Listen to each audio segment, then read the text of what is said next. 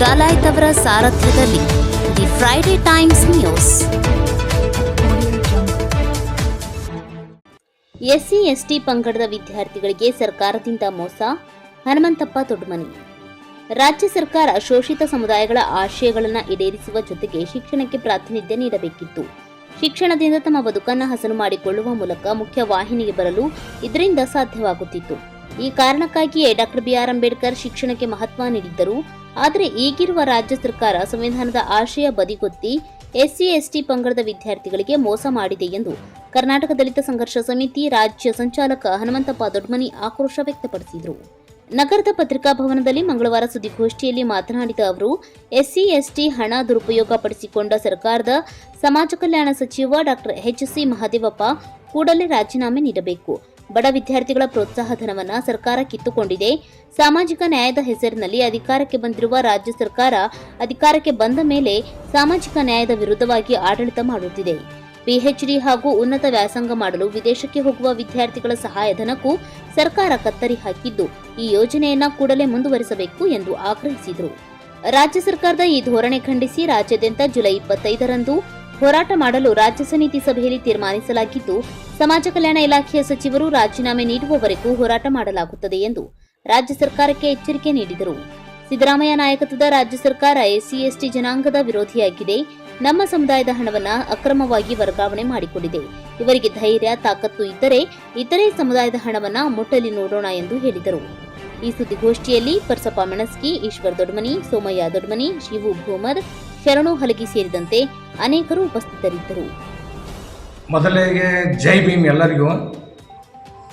ಇದು ದಿನಾಂಕ 27/2024 ಪತ್ರಿಕಾಗೋಷ್ಠಿಯಲ್ಲಿ ಬೆಂಗಳೂರಿನಲ್ಲಿ ಬಿಡುಗಡೆ ಆದದ್ದು ವಿಷಯಗಳು.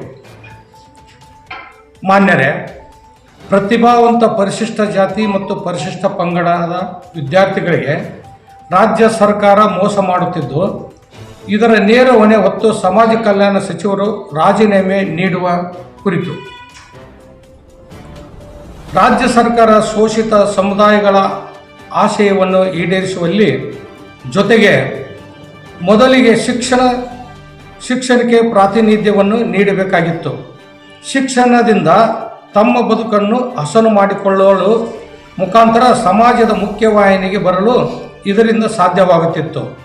ಈ ಕಾರಣಕ್ಕಾಗಿಯೇ ಡಾಕ್ಟರ್ ಬಾಬಾ ಸಾಹೇಬ್ ಅಂಬೇಡ್ಕರ್ ಅವರು ಶಿಕ್ಷಣಕ್ಕೆ ಹೆಚ್ಚು ಮಹತ್ವವನ್ನು ನೀಡಿದ್ದು, ಆದರೆ ದುರಂತ ಆಳುವ ವರ್ಗಗಳು, ಅದರಲ್ಲೂ ಇದೇ ಸಮುದಾಯದವರಿಂದ ಬಂದಂಥ ಜನಪ್ರತಿನಿಧಿಗಳು ತಮ್ಮ ಜವಾಬ್ದಾರಿಯನ್ನು ಮರೆತು ತಮ್ಮ ಸ್ವಹಿತಾಸಕ್ತಿಗಾಗಿ ತಮ್ಮನ್ನು ತಾವುಗಳು ತೊಡಗಿಸಿಕೊಂಡಿರುವುದು ಖಂಡನೀಯವಾದದ್ದು.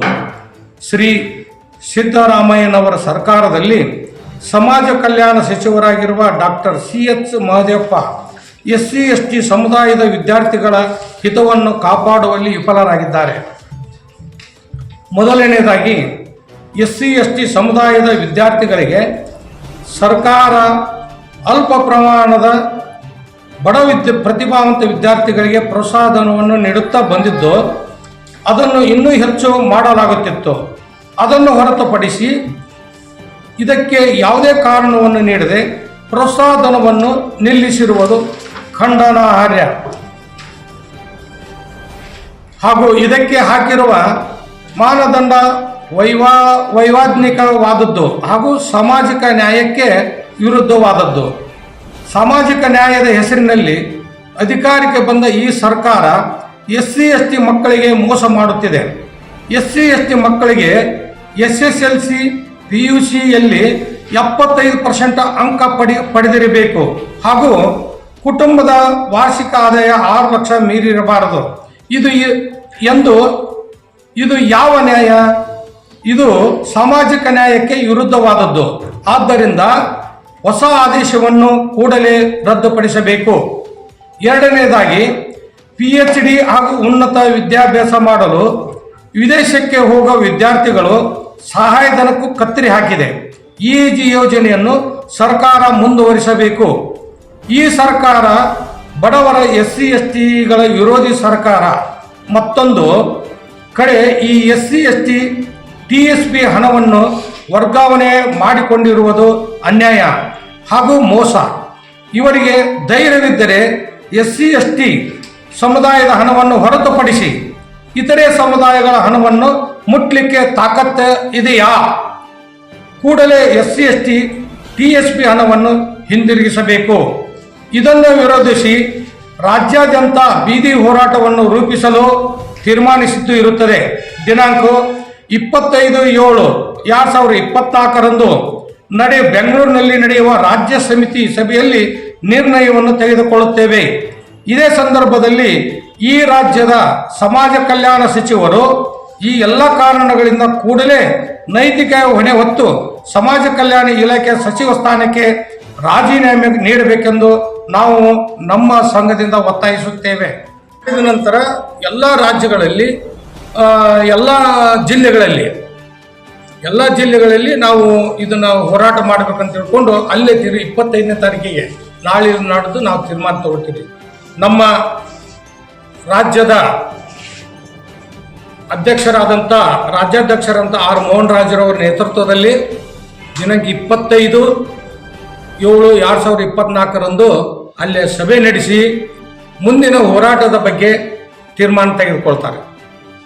ಮತ್ತು ಹಾಗೆ ನಮ್ಮ ಇನ್ನೊಂದೇನೆಂದರೆ ನಮ್ಮ ಕರ್ನಾಟಕ ದಲಿತ ಸಂಘರ್ಷ ಸಮಿತಿ ಭೀಮವಾದ ಇದರ ಅಡಿಯಲ್ಲಿ ನಾವು ರಿಪಬ್ಲಿಕನ್ ಪಾರ್ಟಿ ಆಫ್ ಇಂಡಿಯಾ ಅಂದರೆ ಡಾಕ್ಟರ್ BR ಅಂಬೇಡ್ಕರ್ ಅವರು ಕಟ್ಟಿದಂಥ ಒಂದು ಪಾರ್ಟಿಯನ್ನು ನಾವು ಮುಂದೆ ಎಲ್ಲ ಕರ್ನಾಟಕದ ಎಲ್ಲ ಜಿಲ್ಲೆಗಳಲ್ಲಿ ಎಲ್ಲ ತಾಲೂಕುಗಳಲ್ಲಿ ಈ ಪಾರ್ಟಿ ಕೆಲಸ ಮಾಡ್ತದೆ.